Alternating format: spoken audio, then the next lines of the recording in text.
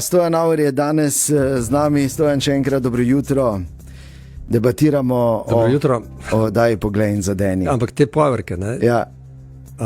Torej, spomnim se, kako je bilo, kako so začele, kako sem jih pravzaprav jaz našel. Ne? Nekdo mi je povedal, da v dvorani kulturnega doma v Pekrah trenirajo na mlade punce ples.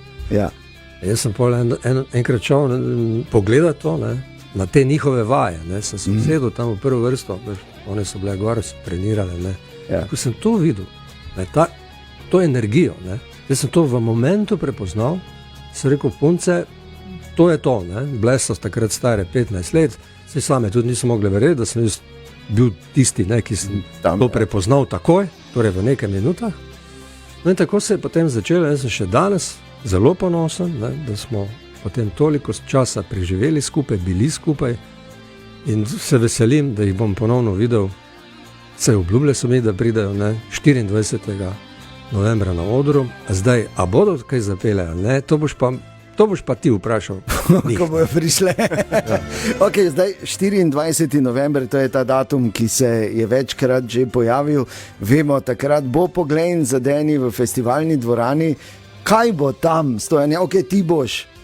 Ampak kaj lahko že kaj poveva? Lahko, na koncu še razkrijem, kaj bi rekel do zdaj. No, je ostalo skrito. Kar nisem objavil, sicer vse, kar pač bo, kar se dogaja, vsak dan objavljam na moji Facebook strani, pač to je edini komunikacijski kanal, ki ga imam, ne. Tako da, če boste želeli izvedeti, kako, kaj se bo tam dogajalo, boste pač sledili tem mojim objavam, tam enostavno je, ni kaj komplicirano.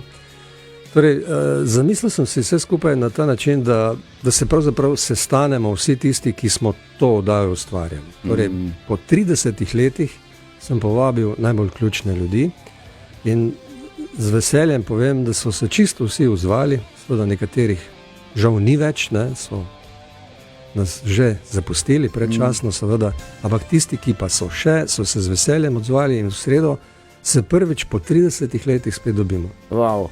Torej, kompletna ekipa od režiserja, scenografa, lučkarja, tonske ekipe, snemalcev, vsi, ne, ki so takrat seveda sodelovali pri tem projektu.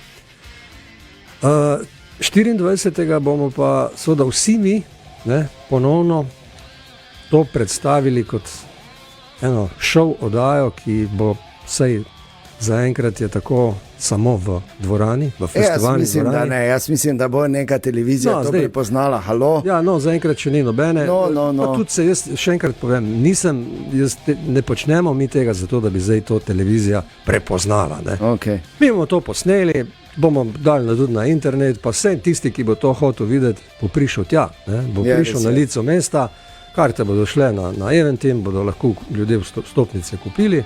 Tako. In tam se bo dogajalo to, kar je bilo takrat. Ne? Torej, pridajo vsi, ali pa večina teh, ki jih lahko slačimo 2 uri pa pol, ki so bili takrat popularni. Sam da povem, ne, zanimivo bo videti mene v nekem, morda, ne vem, bom videl, ali bo zeleni, ali bo roza.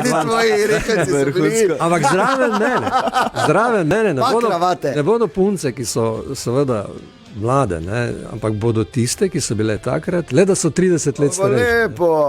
30 let starejše in zdaj zanimivo bo to videti. Ne. Jaz sem tudi prepričan, da. Jaz sem tudi prepričan, da bo to zelo zanimivo videti. Še naprej tak fajn, ne, seksi, ko so bile takrat. Ja, pustimo se preseneti. Ja, jaz, glej, držim pesti in verjamem, da bo 24. november, torej festivalna dvorana, karte bodo na Eventimu verjetno v kratkem, Stojan? Pa ja, zdaj se v bistvu ta scenarij dogaja, ne. Rad bi povedal, ne, ker večkrat se zdaj v teh 30 letih sem se soočil z nekaterimi, ki ustvarjajo danes televizijo in bilo je par vprašanj novinarjev, ne, recimo, da si ti koga vprašal, zakaj se to danes več ne da delati. Vsak teden avto, pa vsak teden svetovna zvezda, pa vsak teden skriti zakladi po celi Sloveniji, odkrivati lepote Slovenije, zakaj se tega več ne da, ne? Jaz sem poklical par ljudi, ki so takrat seveda nastopali pri nas, ne?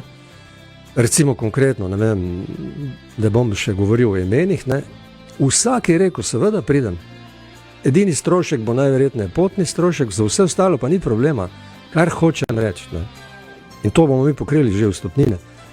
Hočem reči, ni res, da se ne da. To je laž. Da se. Vsak teden bi morali Slovenke in Slovenci biti seveda tisti, ki plačujejo to, bi rekel, naročnino, ne, deležni tudi malo, bi rekel, tega, hajmo reči, proevropskega duha, da ne bom rekel svetovnega. Če se zapiramo sami vase, ne, je pa to žalostno, ne, še bolj pa, da so gledane najbolj televizijske oddaje, ki jih kupimo od zunaj, ne, pa da ne bom rekel z imenom katere, ne. Ampak jaz enostavno zaradi tega pač ne spremljam več tega toliko. Sem žalosten, ne, ker imamo pri nas 30 let nazaj smo delali tako glamurozne šove z dekleti, predstavljali smo jih kot mis. Ko sem jaz najavil, da je zmagovalka Alenka Vindiš, Maša Merc, Rebeka Dremelj, da takrat recimo, ne, Melania Trump danes. Ja, te so bile drugi dan zvezde. To so punce, ki so vse začele pri meni. Ja. Ampak mi smo iz njih naredili zvezde. Danes v eni gostilni poteka izbor za mis, ne, sedijo tam ene 3 sponzorji, ki vsak da za liter vina in oni odločajo, kdo je mis, pa se to težko verjameš. Stojan Auer v 90-ih, torej z oddajo Poglej in zadeni, postavil neke standarde, ki jih do danes vsaj na tak način še nihče ni dosegel ali presegel. Stojan, hvala lepa za tvoj obisk v Totem studiu. 24. novembra se vidimo v festivalni dvorani, brez skrbi. Pridite, bom vesel. Pridemo.